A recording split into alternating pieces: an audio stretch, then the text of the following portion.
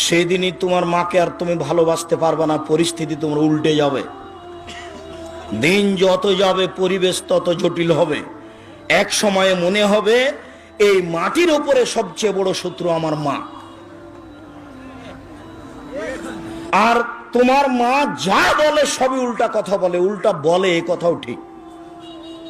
আর টাকা দিয়েছো তুমি ফল খেতে, টাকাটি তোমার মা তোমার বড় বোনকে দিয়ে পাঠিয়ে দিয়েছে।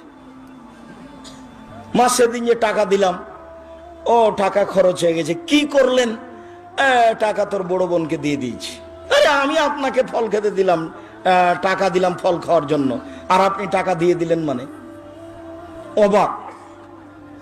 আপনার ছেলে আর